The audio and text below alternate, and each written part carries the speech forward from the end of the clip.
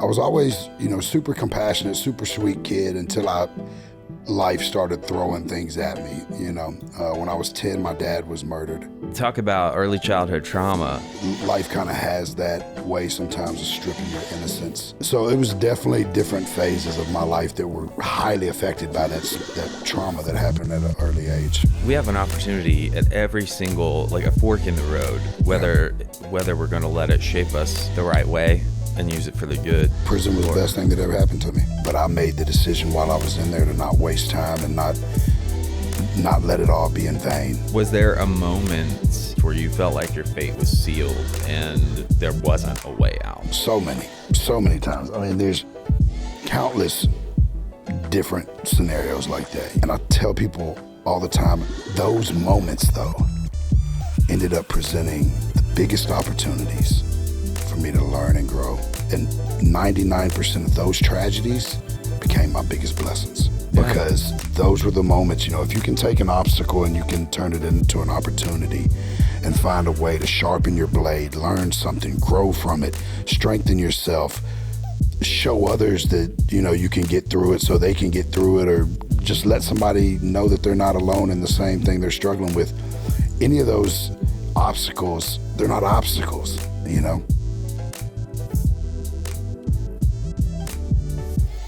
Welcome to this episode of Rooted Recovery Stories. My name is Patrick Custer, and I'm your host. So very excited to introduce this episode. Some people inherit a legacy. Others have to fight to build their own. Struggle Jennings did both. Addiction, incarceration, and the battle to rebuild nearly took him down, but he refused to let his story end there. Struggle Jennings, welcome to the show. Thank you for having me. Absolutely. So, Struggle, I got to ask you, between country and hip hop, you've got two worlds of fans.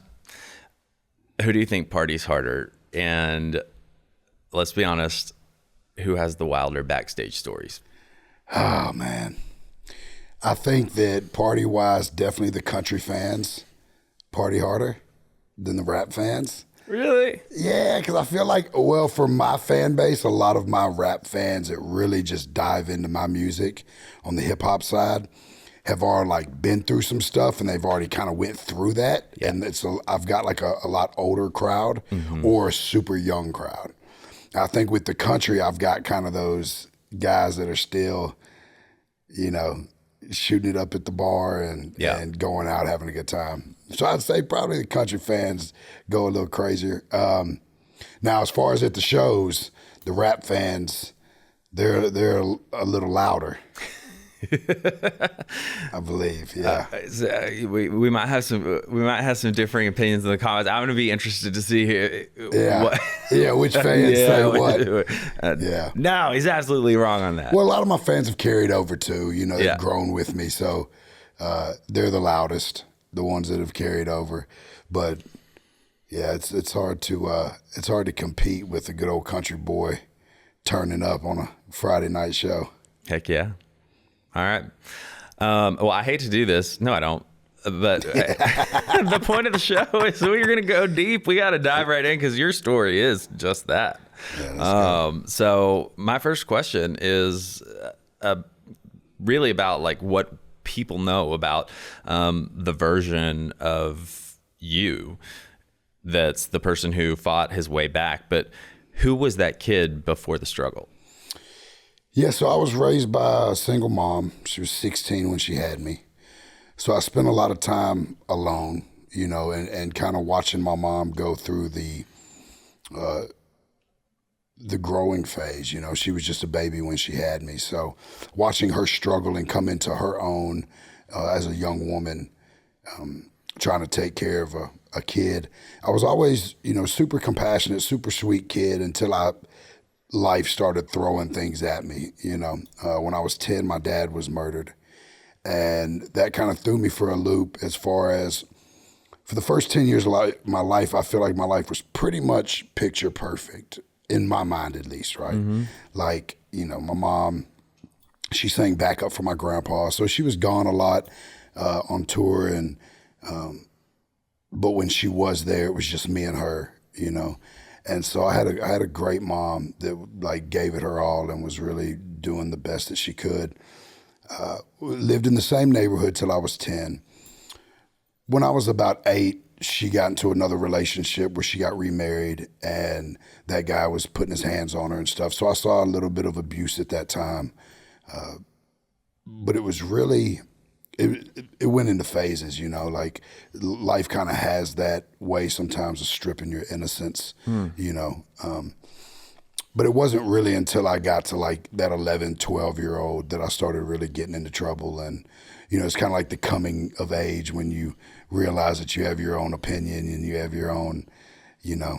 And my mom at that point, after my dad was murdered, she quit singing for my grandpa. And she wanted to just kind of show him that she could do it on her own. So we moved to like a lower class area, switched schools, kind of uprooted from everything that I had known. And she was working 2 jobs and then eventually going to cosmetology school, still trying to work on her music. So she was busy, and that left me at the house a lot, you know, or hanging out in the neighborhood and subject to all the different, you know, stuff that was going on in the real world outside. And I always had that seed planted in me from my grandmother and early days in church. So I always had like a lot of faith and I always had a strong conscience, you know, but I definitely started dibbling and dabbling in just about everything that you can think of in life. Well, I was going to, you know, my next question, it really, you led me right into it because I think boys the age that you're talking about are already, you know, if they haven't gotten into even the slightest bit of trouble are dipping their toe in it. Yeah. No matter what scale we're talking about, yeah, right? I dove head first. Yeah. So, but I'm curious because before any of this happened, right, the outlaw image was there, right? So did you feel pressure to live up to that outlaw image at all? Well, of course. And so I tell this a lot of times. I don't know. I think some of us are ingrained with it because ever since I was as small as I can remember, when I played cops and robbers with my cousins or the kids in the neighborhood, I always wanted to be Billy the Kid, you know. And then the Crybaby movie came out and I rode around with a leather jacket with my hair slicked to the side, with my headphones on, listening to the soundtrack. You know, I always had that like bad boy inside of me. And then of course, when my father got killed, I didn't really have much. All I had was the stories of him that I was told. And, you know, of course, from my mother and stuff, he was a good man. He'd pull over and fix somebody's car on the side of the interstate in a rainstorm. He'd give the shirt off his back. But then, of course, when I started going back into the neighborhood in Nations in West Nashville, where he was from, where my whole family was from, I started hearing those stories that like, oh, you know, he was a hustler and he did this and he did that and, you know, couldn't nobody whoop him. And, you know, so I always kind of had that, trying to live up to that, as well as with Waylon. You know, just that bad boy outlaw image that he had for decades. And I did get to see the other side of Waylon because he had his heart attack when I was real young, and he quit doing drugs and drinking when I was probably 5 or 6. So I got the later years where he had chilled out a lot and was really just focused on family and you know, living. But I still heard all the stories. Oh, sure. So it's like, you know, you kind of feel like you've got something to live up to. You know, you got shoes to fill, and that was on both ends for me. It was with Waylon, and then it was also with my dad, who was an old West Nashville roughneck. You know, and especially once I moved back into that neighborhood, because when I was 15, my mom lost custody of me, and I went and lived with my Uncle Tadpole, who was my dad's brother. And just to kind of, because I was getting into trouble and in a gang and selling drugs already, and got a car theft charge. And so I was just a little bit too much for my mom, you know, and they sent me to my uncle's house, who was my deceased dad's brother. And moved into West Nashville, and he taught me how to be a man. But, you know, I also got to see that side of the family and that life, you know. Yeah. So I mean, you dropped a bomb on me with, what happened to, I mean, the bomb was dropped on you clearly with what happened to your dad. But I mean, talk about early childhood trauma. I'm sure at this point, looking back on it for you is just, it's so ingrained as part of your story. It's for somebody like me, I hear that, I go, oh my God, 10 years old. Yeah. But that's the only reality you've known. Yeah. And it went in phases, because when the day it happened, I was outside playing football, and my mom yelled out the door. She was like, baby, your dad's on the phone. And I was like, tell him I'll call him back. I'm playing football. Come in that night from playing football out in the yard with all my friends, and I hear my mom in the back room crying. All of a sudden, cars start pulling up, and they pull up and tell me that my dad's no longer with us. But they told me it was suicide. So for the first better part of my teenage years, I lived with that regret of like, what if I would have took a 5-second break to go and talk to my dad on the phone? Would he have still been here?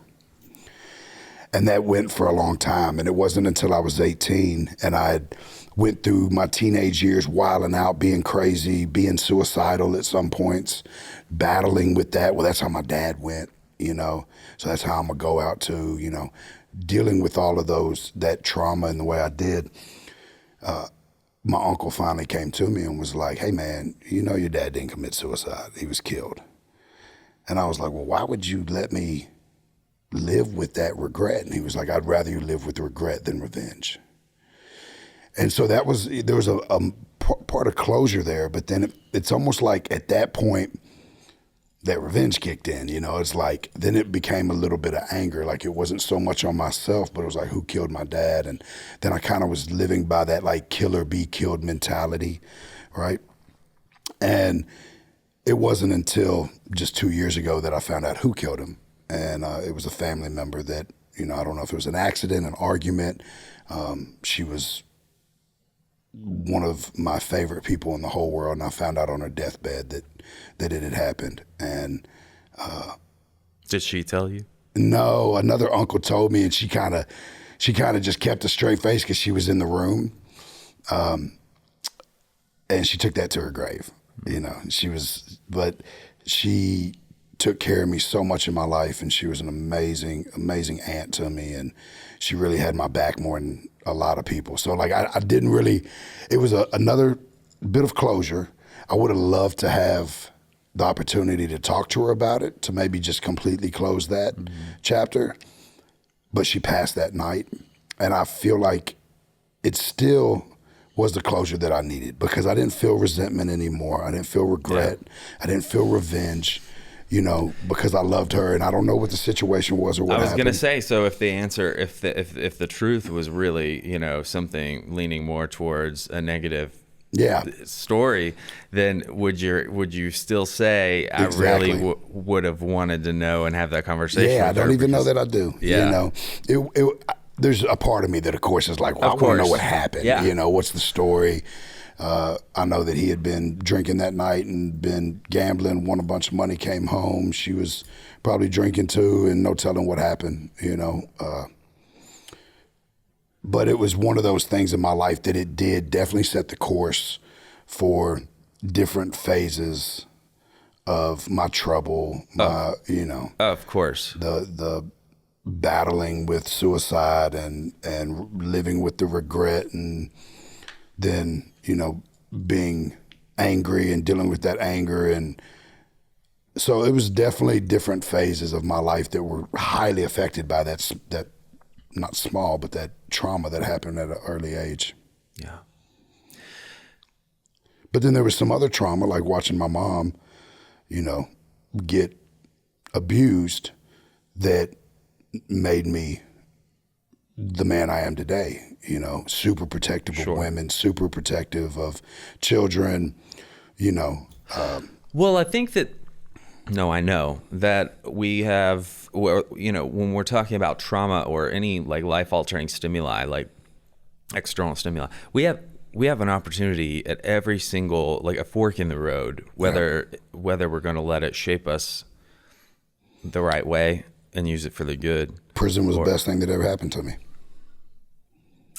Man, and so I can't wait to get there.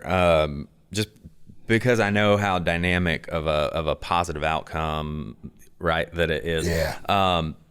But I want to say here that, this, while the story is about you and that your dynamic story, it's your family, both sides play such a big role in your life, played and still play in your life. And so it's interwoven, and it's going to be interwoven in my question. So, one thing I want to ask at this point, though, is that there's been so much from the music side of your family. There's so many narratives, so many things that people know you all for. Mm-hmm. Is there anything that people typically get wrong? Oh, for sure. I mean, just like when I started rapping and people were like, oh, Waylon's probably rolling over in his grave. It's like, that's because you didn't know Waylon. Waylon loved, he used to ask me to rap for him. Like when I was a kid, like he loved that. Waylon was super, his best friend was Muhammad Ali. He met Metallica because that was Shooter's favorite band and became great friends with James. He was always looking for a way to connect with us. And he was one of the most open-minded individuals that I've ever met still to this day in my life. So like for people to be like, saying that, because I was rapping, because to be honest, if Waylon was born in the 80s, he probably would have been a rapper. Really? I mean, well, I'm just saying, telling that truth and that was really the way that hip hop came into my life, is it was telling my story of poverty and hard times and heartbreak, and which now is why country music was always such a big influence in my life, and then a backdrop, of course, but such an influence the older I got because of the storytelling, and it's what I gravitate towards because it's telling the stories of what I'm going through, right? Same way with hip hop when I was young, and me and my mom were out there thugging it and going through tough times, and I was led to a gang and started selling drugs. All the things that I went through in life, rap was the soundtrack to that. Yeah.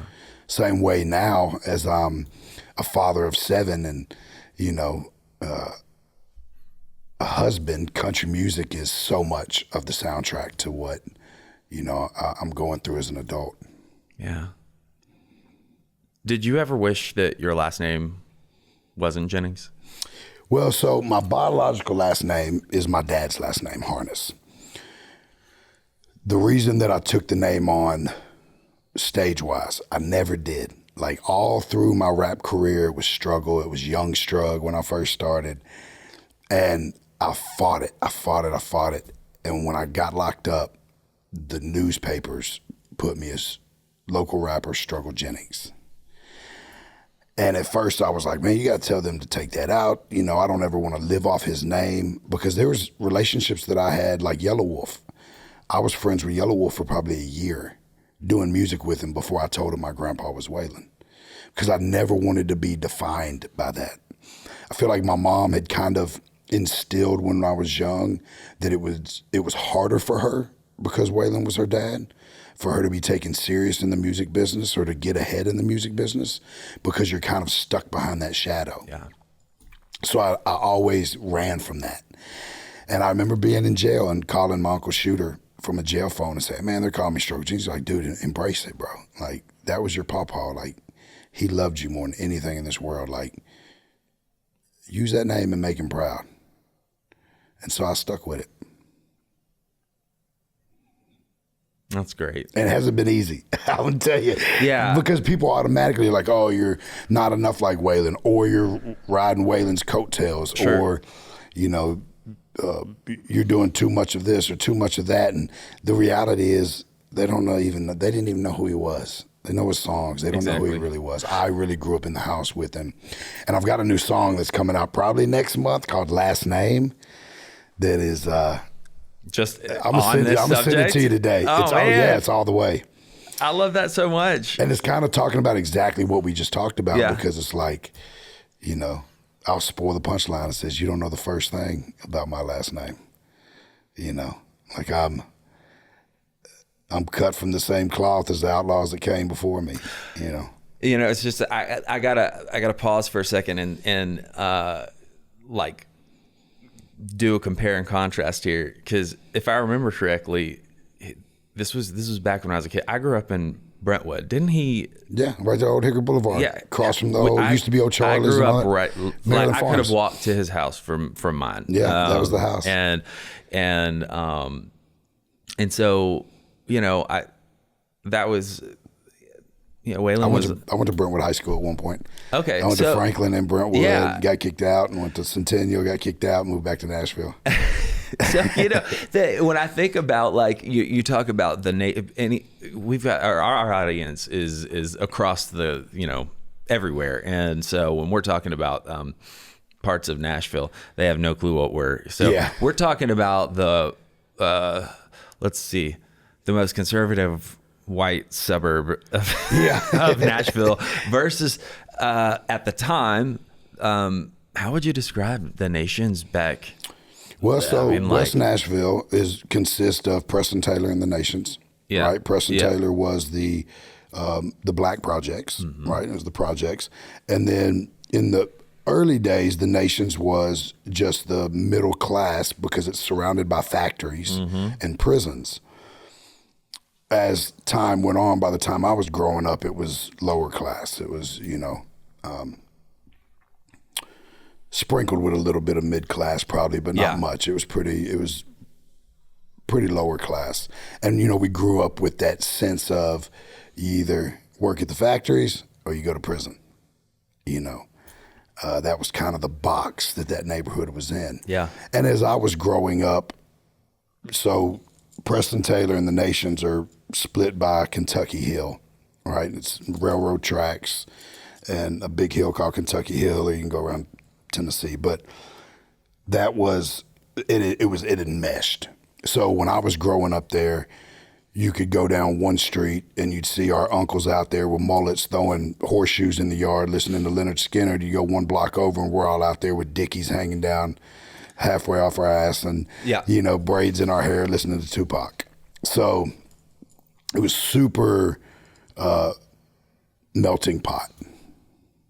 Yeah. Because growing up for me, I never really saw race. It was more class. Right? It was like, we're all from the West Side, or we're lower class. We're not, I didn't really ever see. There was not any kind of any of my formative years. There was no racial divide. It was definitely just class. There are pieces of that I can understand too, without getting into my story. But I understand it. I understand where you're coming from with that statement for sure. So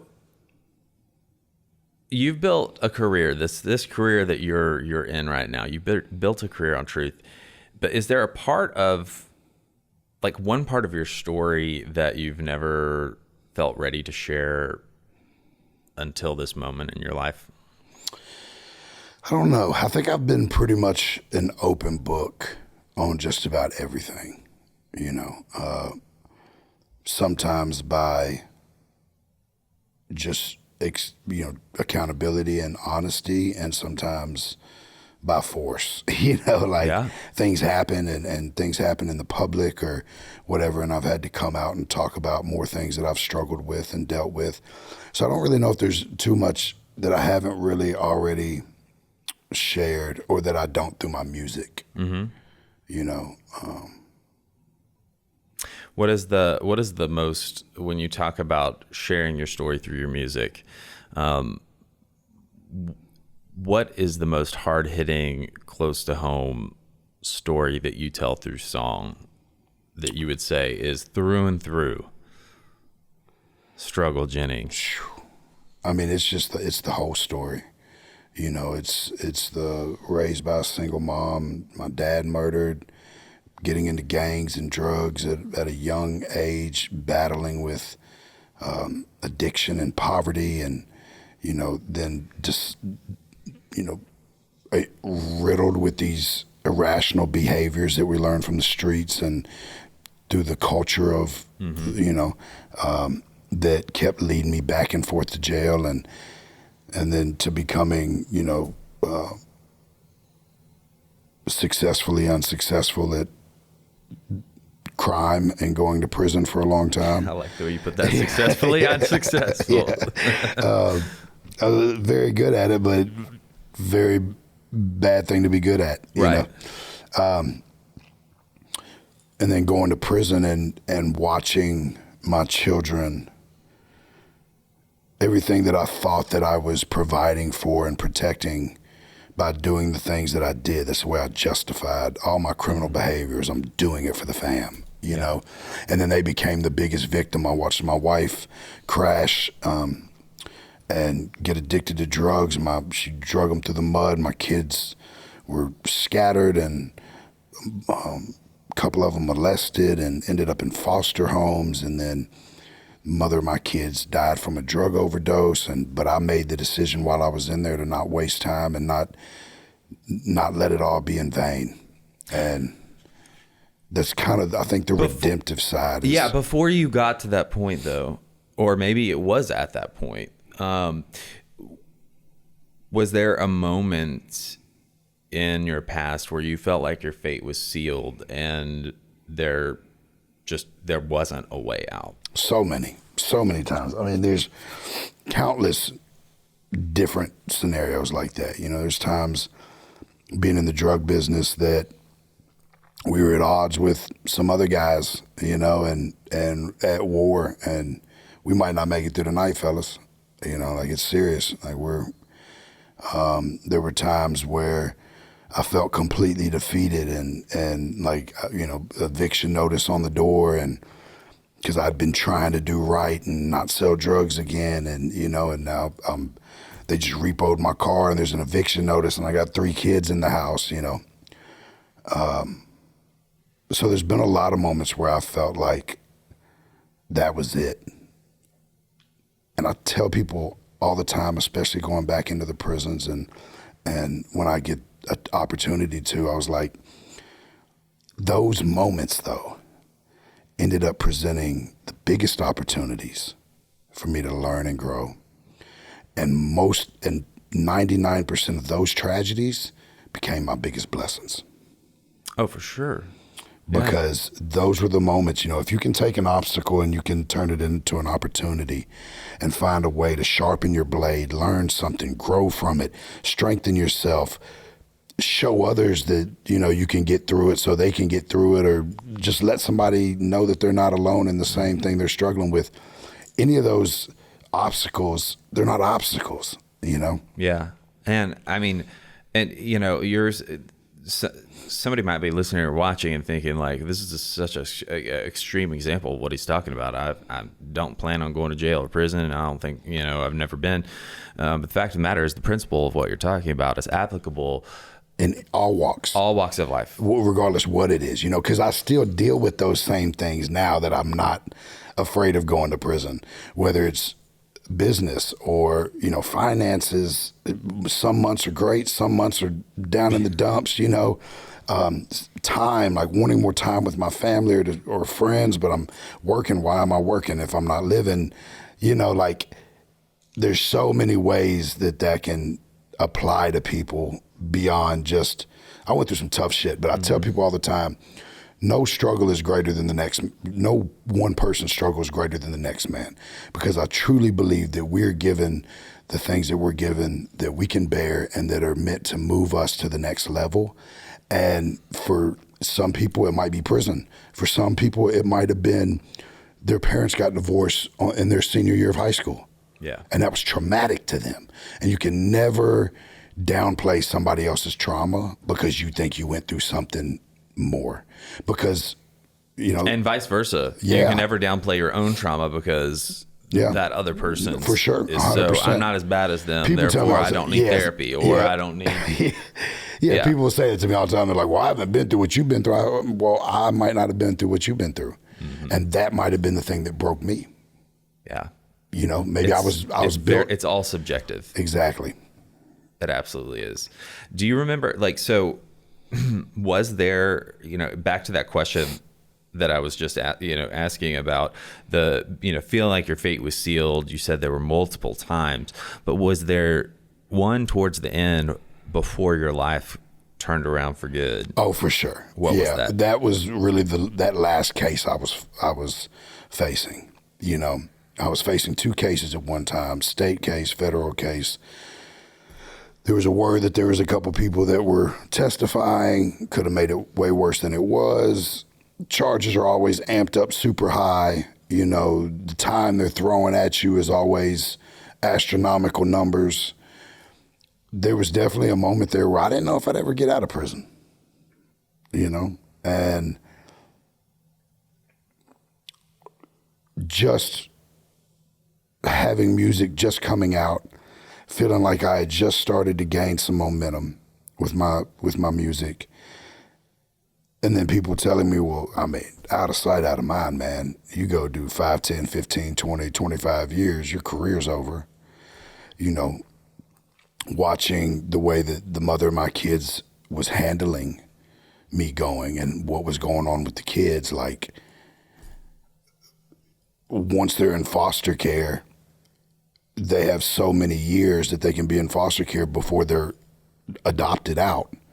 And then I'm not going to see my babies again until they're 18 if they decide they want to see me then. So that whole period was like that. It was like, but I learned really quick that I couldn't lay down and just wallow in it. The only way that I was going to make it through it or make the outcome be not the worst thing possible in my life is to get up and be the best me. Strip down completely every layer I had, every irrational belief, every thought process or emotion or feeling or anything that would kept leading me back there or that had gotten me there, and say, okay, who am I at the core? Why do I act like this? Why do I feel like this? Why am I dealing with so much resentment? Why am I dealing with so much anger? And then taking full accountability and going, everything that's happened to me in my life is a direct result of a decision that I made. I can't be mad at the guy that snitched on me. I shouldn't have been doing what I was doing.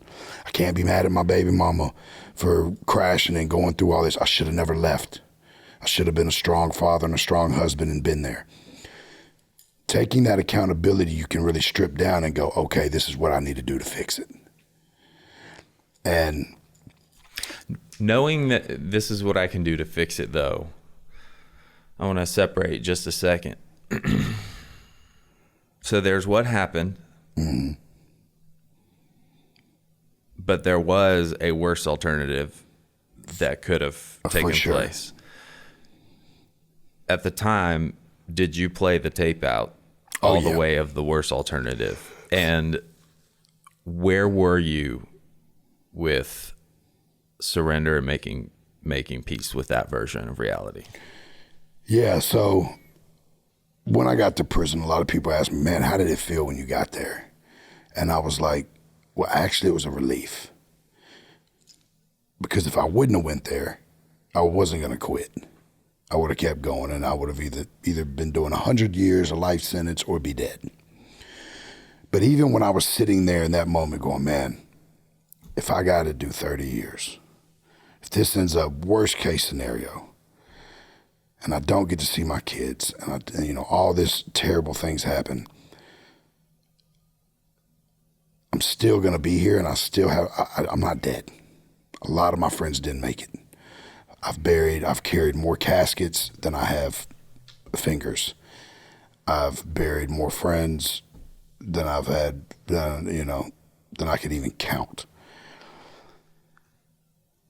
So at least I'm still alive. And with that, I have a chance to make the best out of it. It doesn't matter how bad it is, how horrible everything plays out. I can still make the best out of this and make something good come from it if I put the work in. Mm-hmm. I remember sitting in that jail cell and, of course, like, I don't care how tough you are. You sit in there some nights and you lose it,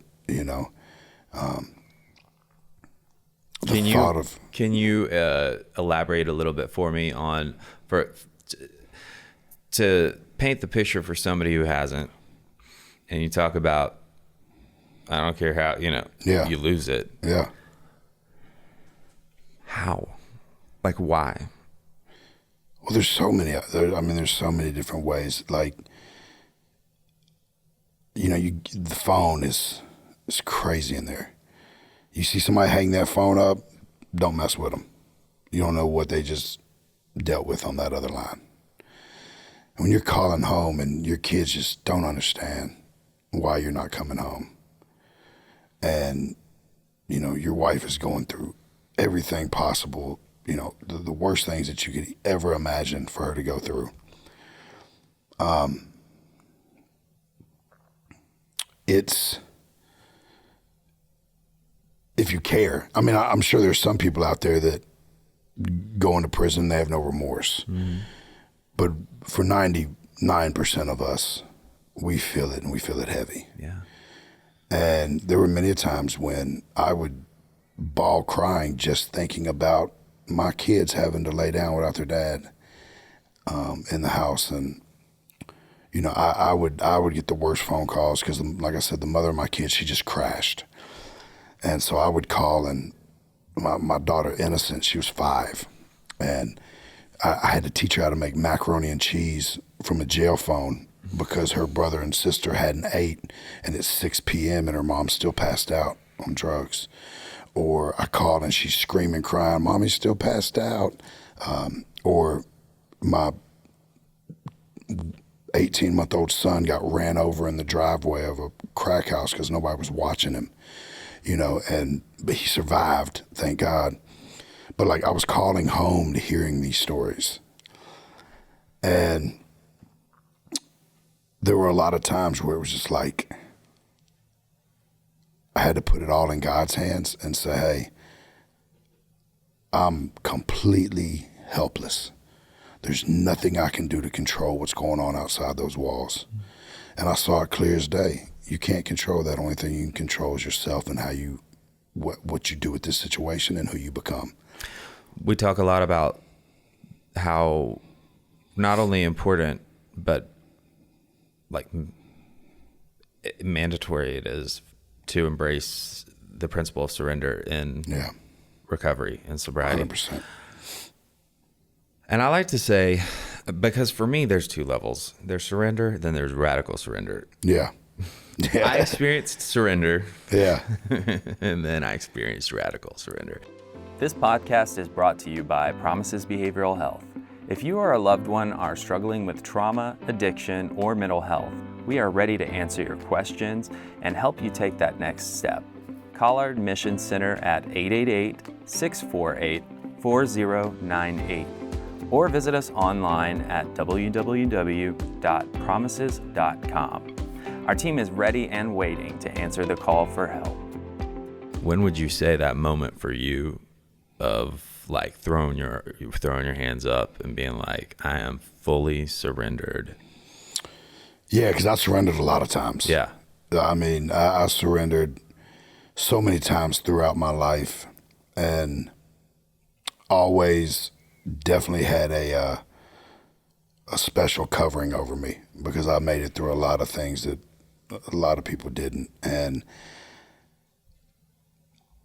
sometimes you can surrender, and if things start going the right way, you kind of take it back. Yeah, man, I overreacted. You fall back into those, those old bad habits and stuff. But prison was it. It was around the time that my daughter was. I just heard that she got molested. The mother of my kids had drug them through the ringer. And I knew she was so far gone, and I knew that the kids were just fending for themselves. And I think that was the point where I was just like, hey, I give it all up. I'm not going to hold on to any of this. I am 100,000% committed to being the best person that I can be, and just please just keep them alive till I can get to them, And I didn't take it for granted. I was given a lot of forgiveness and grace, and definitely didn't take it for granted. Are you convinced that if you hadn't gone to prison that you wouldn't have gotten sober? For sure. Well, yeah, a lot of my sobriety in the beginning came from necessity. Parole, probation, constant drug test, right? And I'd even dance with that. I know how long it takes to get a pain pill out of your system. I know if I do a little bit of this or that on Thursday, worst case scenario, if they call me in for a drug test Monday, I'm good. I dance with that. But if I wouldn't have went to prison, I would have either been doing a life sentence or I'd have been dead, because I wasn't going to slow down. I wasn't going to stop. Thank God my drug abuse was, and my drug dealing was before the fentanyl crisis. Yeah. Because I've buried 100 friends from that. The mother of my kids died from fentanyl. Father to my 2 stepkids died from a fentanyl. My kid's grandfather, my kid's grandmother, 2 of my kids' uncles all died from fentanyl in a 4-year period.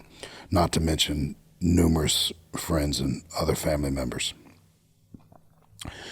And, I have to tell my kids that now, I'm like, you see what has happened to our family. It's not like it was when we were kids where we got to experiment and try things and, we're okay. Like now it's, you take one wrong pill, you snort one wrong line and you're dead. Mm-hmm. It's a whole nother world now. So far I'm blessed that my children, because I have children I got 7, from 13 Full to 25. house. Yeah. And none of them have drug issues or have dabbled, but they've also watched from me going to prison to, then the mother of my other 2 kids, my 2 oldest kids, she battled with addiction and she just got her 2-year chip. So Heck she's 2 years sober. Yeah. Man. Yeah. Well, yeah. We I actually love just hearing that. through, so I'm with a program now called Smiles for Recovery, and they're giving addicts that have lost their teeth due to drug addiction all brand new implants. And so for the mother of my kids getting her 2-year chip, they're about to put all implants in her because she had lost her teeth and had dentures and stuff at a super young age from drug abuse. So really excited about that. Those guys are amazing. That just warmed my heart and gave me, I get like a good story like that. I get those tingles down my back. You think about a smile, right? You think about what addicts go through when they're recovering. They could be sober for 5 years, but if they come into a job interview or anything with their teeth messed up, the first stereotype is, oh, they're on drugs. And they could be just, and then their own confidence.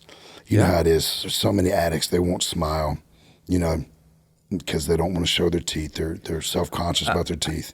How many of us won't smile because we're just not comfortable with that much of a human connection? Yeah, for sure. 4 years into recovery with teeth that aren't messed up. Yeah, for sure. I mean, so let alone, just for some contrast there. Yeah, and then you give them brand new teeth and it just completely changes their life and how they feel. So I'm really excited about those guys, Smile for Recovery.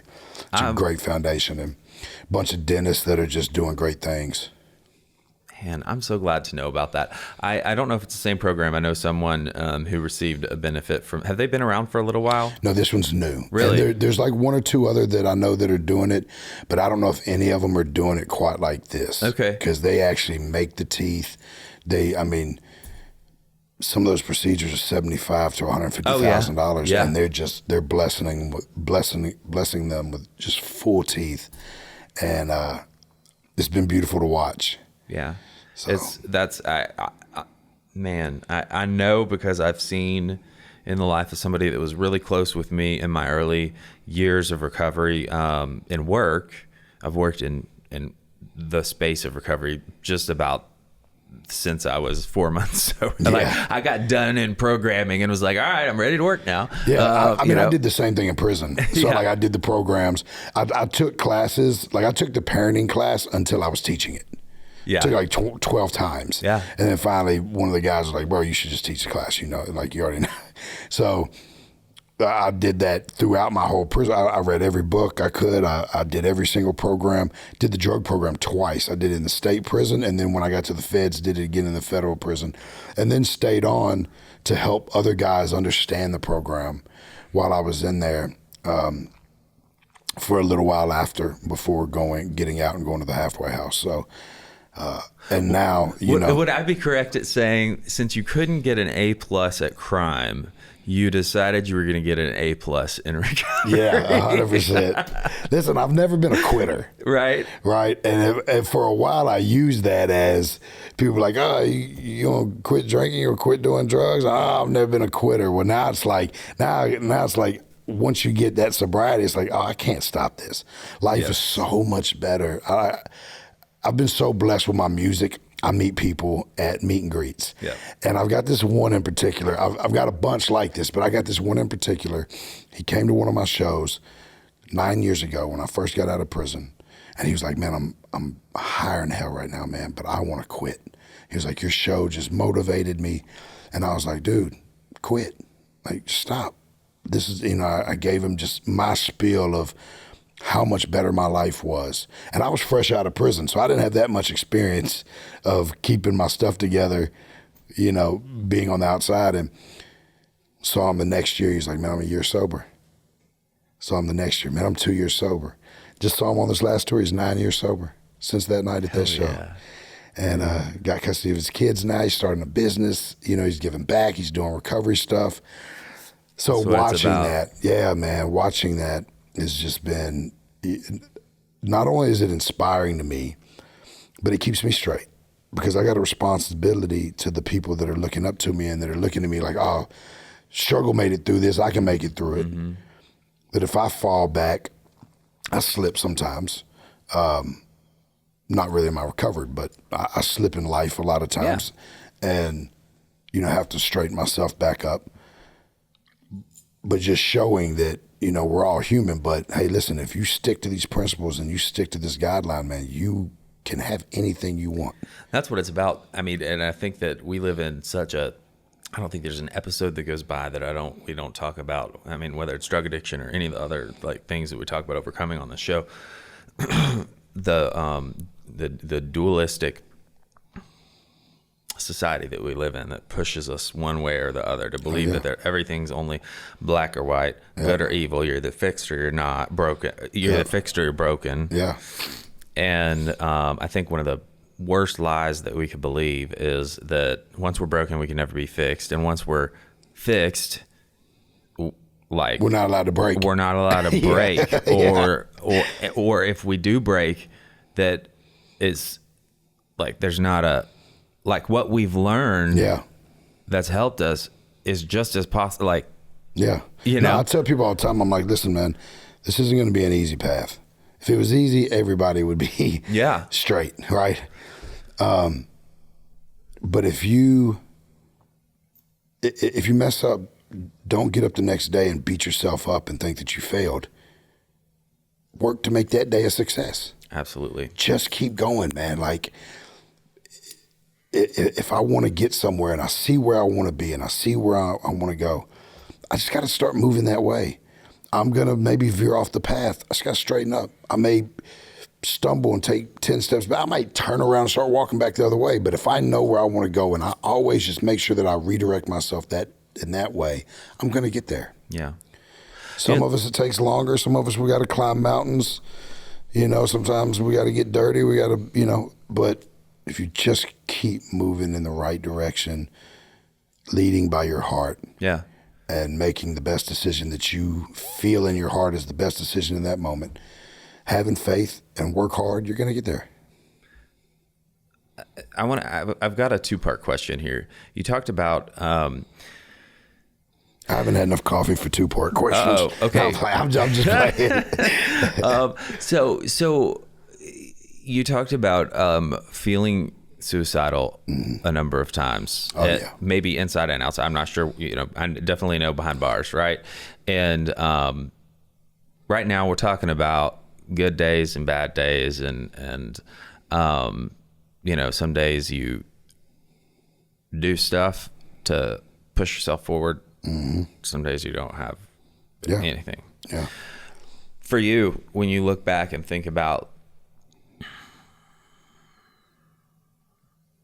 what kept you from making that decision? Yeah. What kept you from making that ultimate sacrifice? There were a few times when it was divine intervention. There was one time I was sitting at the Congress Inn in East Nashville on Dickerson Pike at the hotel. I didn't have a dollar to my name. My room was up. The girl that was pregnant with my child had got arrested. She was in jail. We were breaking up. And I had nowhere to go. I had burnt bridges. I had, and I remember having that gun to my head and literally them beating on the door so loud telling me it was time to go. But if they wouldn't have beat on that door at that moment, who knows? There's been times when there were little things that happened in the moment. They were like signs, they're direct, hey, don't do that. And then other times it would just, be as much as, I feel like sometimes I just needed to feel it, right? I needed to feel that split second of rage, those tears, and it would clear myself out, right? Or I would kind of come to my senses. In the later years of me dealing with that, it was definitely my children. Because as much as I would say, oh, my dad died from suicide, I might as well too, I didn't want to leave them like my dad left me. And I remember what it felt like to be that little kid and be sitting in the front yard and watching my friends and their dad load up to go fishing or to load up to go camping. Or when I played football, their fathers be coaching, and I didn't have that. So there was always that little bit in the back of my head that was like, nah, man, I'm not going to leave these kids. There was moments where I got close. Yeah. We talked about a lot of your stuff, the trouble. What's funny is so often I can't be the only one too that like when I've been prepping for this and I'm talking about you or I've been writing about you, I accidentally write trouble instead of struggle. Oh yeah, no, I get it all the time. Especially if you're in a loud place and they're like, "What's your name?" And I'm like, "Struggle," and they're like, "Trouble." All right. Yeah. Yeah. It's great. I mean, I love it, especially just because of like the line of like your name is freaking awesome, especially thank you. For where you are now, right? Well, that's what it was. At first, people were like, "Man, you need to change your name, dog." Like you're burning bread on yourself. Yeah. Jelly used to be the first one. He was like, "You need to change your name, man." But then it became that, and he said it in interviews before. It became the opposite. It's like embracing that everybody has a struggle and that you can't overcome it. Yeah. Well, in your story, I mean, that's it. I mean, just your struggle can be just as much of a testament of your victory. For sure. Like I love to tell people and talk about the fact that I'm an alcoholic. Yeah. There's no shame in that for me anymore. Yeah. Whatsoever. Yeah, no. Well, that's the thing. If you can take all the mistakes you made, all the bad stuff that you did, all the, tragedy and trauma, and if you can take that, I say it all the time, and do something great with it, it wasn't in vain. That's right. Like to be able to stand there and go, "Hey, man, dude, I've been to prison. I've been shot twice. I've been stabbed. I've been molested. I've been beaten. I've lost my father at a young age." If you can sit here and say this and go, "But guess what? I'm smiling, dog, and I'm living life better than I've ever lived in my life. And regardless of what you're going through or what you've been through, just don't give up, man." Yeah. Being able to do that makes everything that I ever went through in my life worth it. If I can change one life or inspire one person to do something better for themselves, their community, their family, their kids, their wife, their husband, whatever it is, if I can inspire or help change one life out of that and continue to do that, I don't feel any shame. I don't feel any regret. Hell yeah. I don't feel any, Yeah. I don't, no pity. Like, and it also makes me move different too, because I'm like, all right, God, bring it on. We've been through this. I know that there's going to be a good outcome. And if I go through some tough shit this year, I know that I'm going to have something that's going to help somebody else next year. So bring it on. Let's go. I've learned to dance in the rain. I don't run from the storm anymore. Ooh, that's a good quote right there. I remember that one. Was there somebody who, in your storm,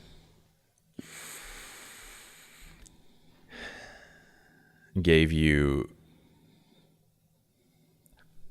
let's say this, when we're in the middle of our storm, no matter how bad it is, especially for those of us who are breaking the law or actively using whatever, many or most of our people are putting their, are saying no to us. Yeah. Was there somebody in your life that gave you tough love that actually got through and made a difference in the process of doing so?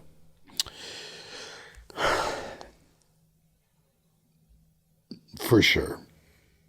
A few numerous different times. I've kind of been through these waves, right? Where I had my teenage years where I was just wilding and crazy and addicted to cocaine and robbing and selling drugs and gang member, and then got straight, had my first daughter, had a couple years, a couple years of a little bit more chilled out life, still selling drugs and stuff.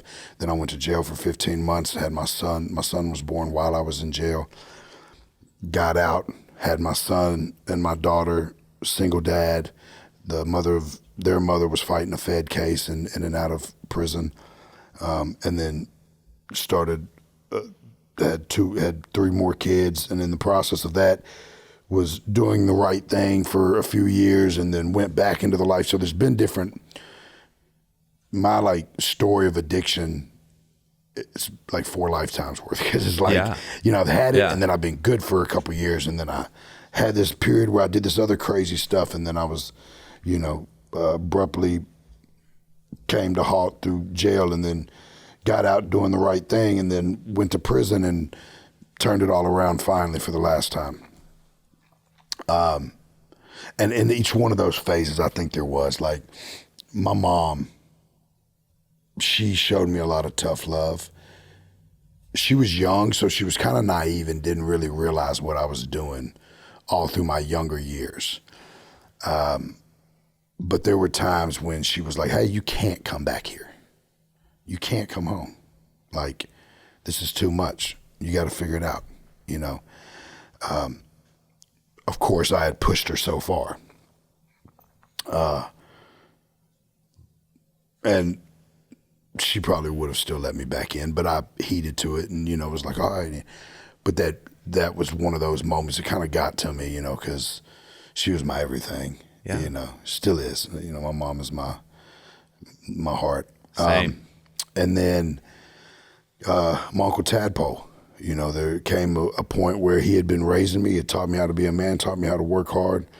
And, when I just wasn't doing what was right, he would really sink into me, and that helped me through a season of my life. This last time, it was my daughter, Innocence. All my other kids, which she's my best friend as well. All my kids are my best friends.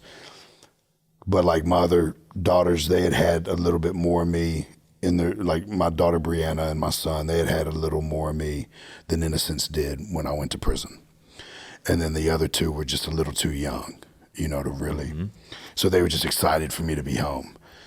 But Innocence was right at that age where, me going at 5 and coming home when she was 5 and coming home when she was 11.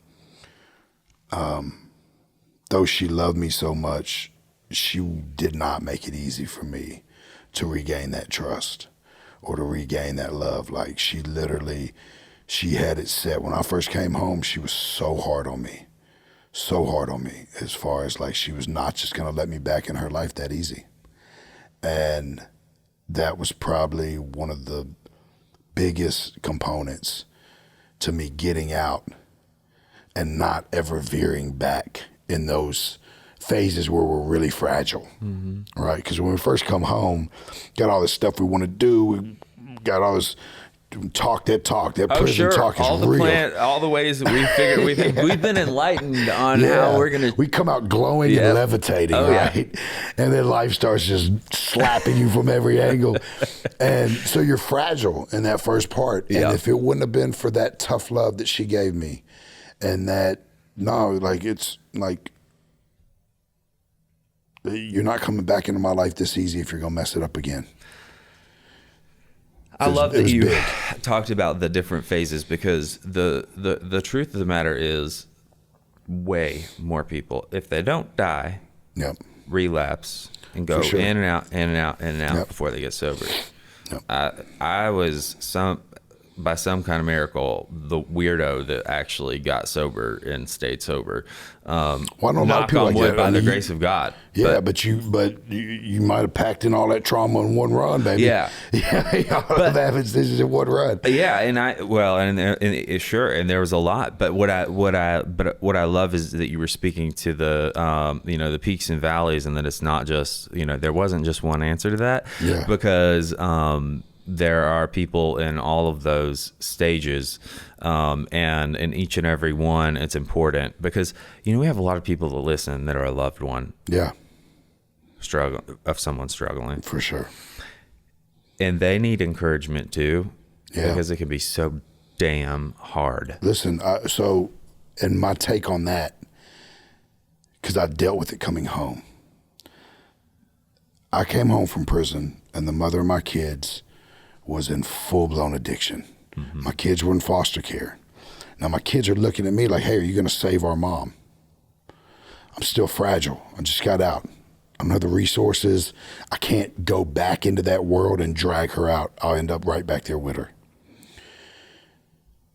I battled so hard with that because at first it was like, okay, you're getting straight. Awesome. Here goes a bunch of new clothes. Here goes some money. You want to go to this new recovery house? Here, I'll go to this recovery house.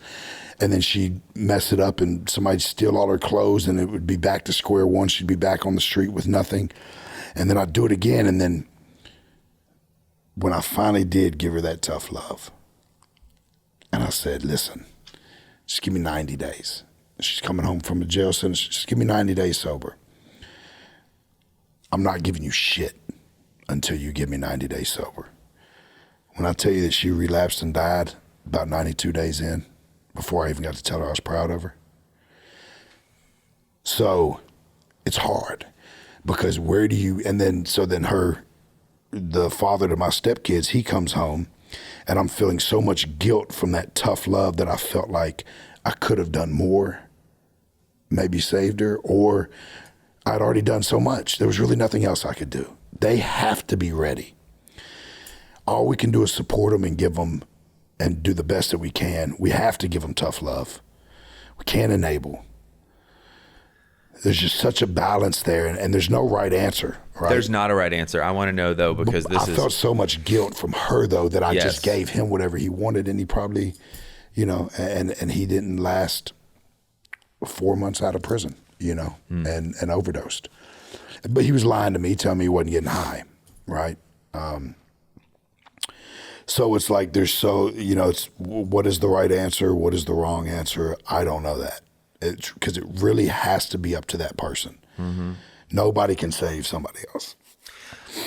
Well, and I think saying that there's a right answer that you have control over, that it says that you have control over the influence of and that's not the case. And no matter how much we want to take that, that's something that we also want to take. Because I got people in my life too that I have to go to Al-Anon for, and talk about surrender and having to let go And like that shit is what I want to take control back, the illusion of control back over all the time with now. And like it's insane how much I don't even realize that I've started to do it again. Yeah. And so when when you go to that place of guilt over her and you talk to yourself, because at some point you say, I'm sure you sit in it, and then you got to talk yourself out. Well, in that period where right when she passed, I had to be, my 3 youngest kids had just lost their mother, right? The rest of my kids had lost their family member. I had to be so strong. I didn't get to grieve. It was probably about a year later when I released a song about it, and I sat there that night and, wrote that song that I actually got to release a lot of that.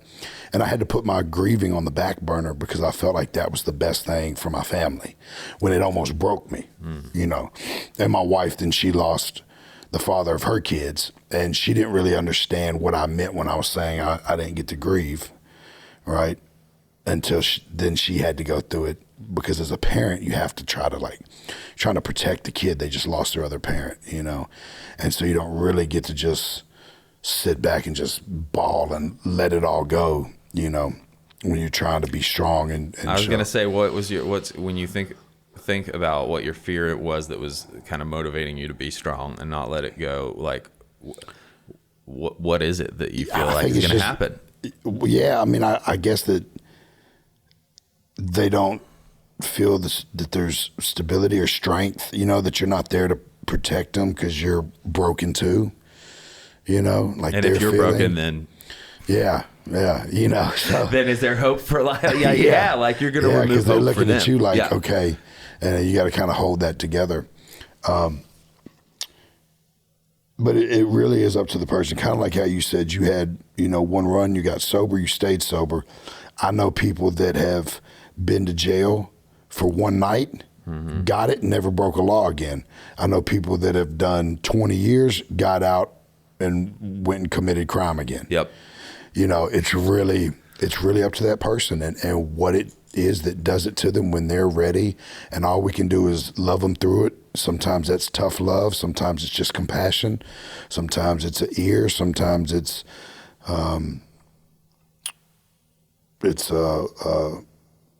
setting an example, but they really have to be ready. I've been part of so many people's recovery, and I've also, watched people that never recovered.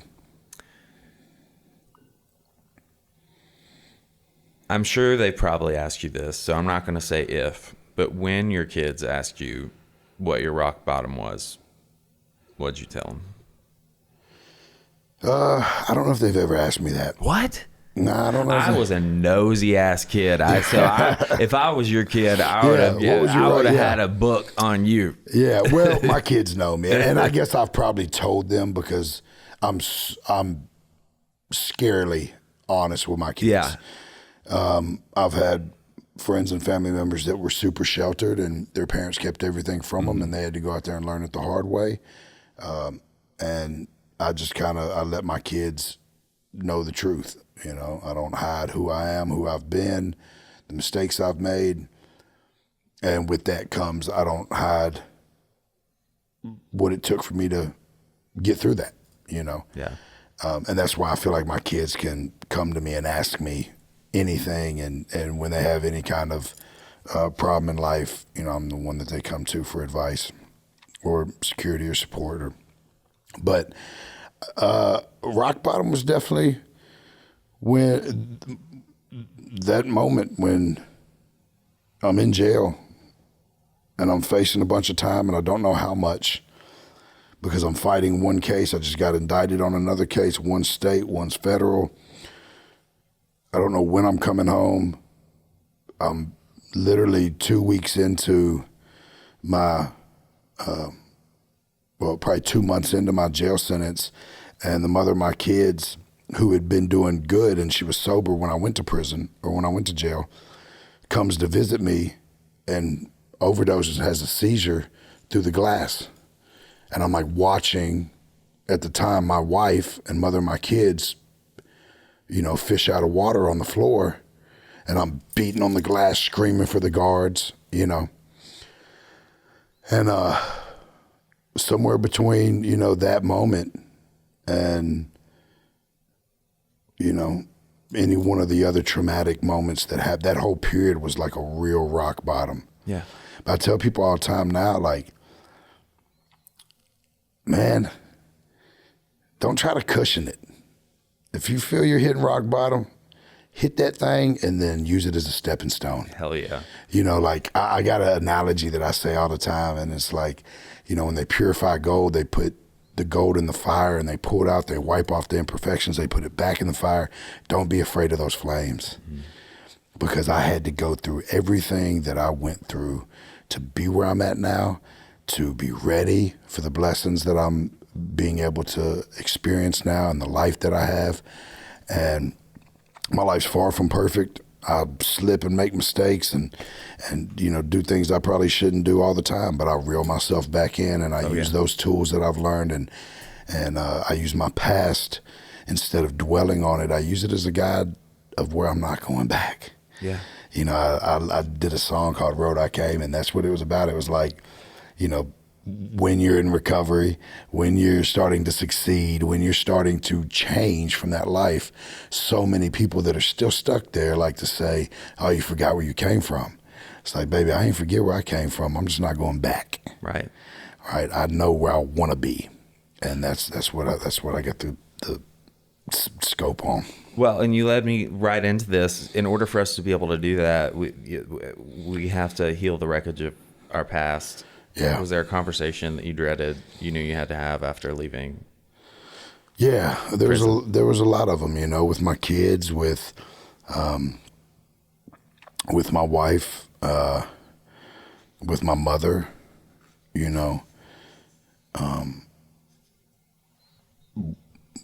even I went as far as writing a letter to my community. Nobody saw it, but just the different places the different people that I hurt, and not physically, but simply by hurting myself and by putting them in worse situations or them having to watch me go down this dark path. But that was the biggest part of it, was stripping all the way down and looking at my past, taking accountability for all the things that I justified before or that I deflected, right? Because for so long I'd be like, oh, well, I did this because of that. I did that because of this. I did, and then being able to really sit back and go, nah, man, it was all me. It's all me. None of that other stuff. I can't blame my cognition on my conditions, right? I can't blame my decision on the situation I'm in, because I still had a choice to make a different decision. So anybody who's following your music knows that you and Jelly go back and you've done music together. Oh, yeah. I'd like to know what you think, because it's not just people that share the same history of life as you and Jelly that your music resonates. It resonates with so many more. For sure. What do you think that is? I think it's the spirit of perseverance. I think it's the spirit of redemption. You don't have to go to prison to need redemption, right? Like we've all made our fair share of mistakes and things that we wish we would have done different or could have done different, or we all have our own struggle or heartaches or heartbreak. I think it's just the sentiment of knowing that you're not alone, and that people that have went through the same things, maybe things you think are worse than yours, have made it through. I think it's really just the spirit of perseverance and redemption, and feeling like you have something that you can hold on to, because we all need that, right? We need something we can hold on to, whether it's music. For me, it's music, it's the gym, it's, there's so many things that add to my laundry list of therapeutics that I need. And now you have the toolbox. That's one of the biggest things about getting our life together, is that we finally have a toolbox that we can pull from. Exactly. And man, it's my lifeline. If I miss the gym a couple of days, I'm off. I know I got to go. I feel it creeping. I'm right there with you. If I don't get enough spiritual time in, I don't pray or read or get some kind of good spiritual conversation going, I'll feel it. If I'm not writing songs or making music, I start to, I feel it. And so it's really, I know now to know when I'm like, oh no, I need to go. If I'm angry, I'm going to hang the phone up and I'm going to go to the gym, and I'm going to try to sling as much weight around as I can until I'm not angry, until I'm exhausted. Yeah. And practicing lately, I've been for a while now, but I've had to do it a little bit more lately, and knowing when to implement different things like that is like, I've really been having to take some time before I close my eyes to clear the slate. Isn't that the truth? The beginning and the end, so important. Skipping it, you notice the difference, and it will build up. Yeah, I've gotten to the point now where the first thing I do used to be jump on my phone, check my messages, check my Instagram. I'm trying to spend the first 30, if I touch my phone, just turn a song on. I'm trying to spend my first 30 minutes of the day disconnected, but so connected, but disconnected from all the other, Two more things. Founding of your label, Angels and Outlaws, what vision did you have for supporting artists with similar backgrounds? Yeah, so at first it was like I didn't even want to have a label. It wasn't that I was even trying to. It was just I had a bunch of artists that I believed in, and I wanted to give them that opportunity and that platform. And I love creating music. And so like everybody on my label was my daughter, Brianna Harness, who, her dad was me and her mom was a stripper and an addict and now clean and sober. But like she went through that. She was 11 when I went to prison. So she's got this incredible story that can be heard for young women that have went through anything, whether it's the loss of a parent or having parents that, were kind of finding their own way or just whatever, and they can gravitate towards that. And then J.D. Huggins, he's like 5 years clean and sober now, good old Appalachian boy, really about what he sings about, 200 chickens in his yard, like he's the real deal. And then Caitlin Curtis, when I signed her, I just knew that she had an amazing voice. But then I kind of saw that she was off a couple times in the studio and found out that she was addicted to Adderall at the time. And she gave it up, and she's 5 years, going on 6 years sober now, clean. So 5 years clean and sober now. And and she's got an incredible voice and an incredible story to tell. And then I've just got sweet Bonnie Stewart, who's probably never been addicted to anything. She's just an amazing Americana singer-songwriter. But yeah, everybody on the label, but she's had some tough shit because she's a tough girl. But just everybody on the label, I really just wanted to give them that platform so they could tell their stories, because I can't reach everybody, and if I can find people that I know are good people trying to do good, great artists, and have a great story to tell, I want to just spread that. Man, I can relate with wanting to have a platform to help people tell their stories. Yeah. Shit, that's what it's all about right there. Yeah, for sure. Oh, man. So yeah, because that's your goal. That's it. Yeah. You give a bunch of people a voice, and with that, the ripple effect, is like, you never know who you're going to have on and who that's going to touch. You never know how far it's going to go. Yeah. And that's one of those things I have to let go I love it. Yeah. I love it. And talking about the impact and stories themselves, your story has been, I heard from a little bird, there's been like a documentary in process since I was like, actually, I'm not going to say how old I was, but it's been a minute. Me feel old. And there's still, I was going to make myself feel, but Yeah. Okay, so they started filming in '08. Followed me around with a camera. At that time, I was doing music. I was trying to get out of the streets, but I still had a lot of shady stuff going on, and I was still running like a little racket. And but they followed me, and then through all of that, and then getting indicted, fighting my case, recording the last album before I went to prison. I mean, we've got a period where Jelly was sleeping on my couch. Really? You know, Yellow Wolf hadn't signed with Shady yet. Yeah. Like, it dates back that far, like '08. And then, you know, same camera crew picked me up from prison, you know, after doing 5.5 years in prison. And then rebuilding, that whole process of rebuilding from coming out, ankle bracelet, sleeping in my little brother's basement, you know, to now what I've built and how the kids are all doing, and in a lot of interviews from people that are no longer with us, you know, and seeing all that. So is it going to be a lifelonger? Or that was the thing. We got to a point where we were like, well, this is never going to stop, right? Like, this is the way my life is and the trajectory of the struggle. It's just it's going to be a never-ending story, right?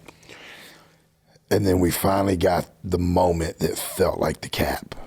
And last year I got my Grand Ole Opry debut.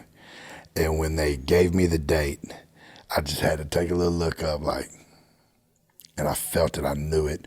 My Grand Ole Opry debut landed on the last day of my parole. So it was kind of like one of those winks saying this is the end of one chapter and the beginning of another. So we're going to cap the documentary off there, and that's going to have that nice little time period. Now we're going to have to do another one because the story's just getting nice and saucy. I love that. Yeah. So wait, I have to ask you. So was it last June 8th or is it this June 8th? It was last year. Okay. June 5th, yeah. Or yeah. June 5th. Okay. Yeah. Okay. And I walked out on that stage, man, and there were so many emotions. My whole family was backstage. All my friends and supporters were out in the crowd. And I had lost my voice a couple of days before, and I just went out there and just gave it everything I had and cried on stage, and it was amazing. It's beautiful. I love it. I love it. Last words of encouragement for that person that feels like they're the only one listening, watching, that this episode is meant for them and they've connected with your story. It is. It's meant for them. If you're hearing this right now and you feel like you needed this episode, you did, and don't run from those signs. You ever heard of the red car theory? I just heard this. I actually just heard this today. The red car theory. How many red cars did you pass on your way to here today? Well, I didn't notice any. Okay, so if I'd have gave you $50 for every red car you passed today, you think you would have noticed how many red cars you passed? Probably. Stay open to the signs. Look, know what you want out of life, and look for every opportunity, because you probably passed 50 of them this morning. Man, that's good. So, will you give me $50 for all the red cars that I'm going to pass for the rest of the day? How about you dinner? Sounds good. Fair enough. Because you're going to pass a lot. Oh, man, Scott, thank you so much. This has been amazing, and we're definitely going to have you back for a part 2. Let's do it. All right. Thank you so much. Absolutely. And thanks to all of you for tuning in and sticking with us through the episode. This has just been another dynamic, transformative life story that we have the honor and privilege of being able to share. I want to remind each and every one of you that it's never too late to start loving yourself, and you're always only one decision away from a completely different life. This podcast is brought to you by Promises Behavioral Health. If you or a loved one are struggling with trauma, addiction, or mental health, we are ready to answer your questions and help you take that next step. Call our admission center at 888-648-4098. or visit us online at www.promises.com. Our team is ready and waiting to answer the call for help.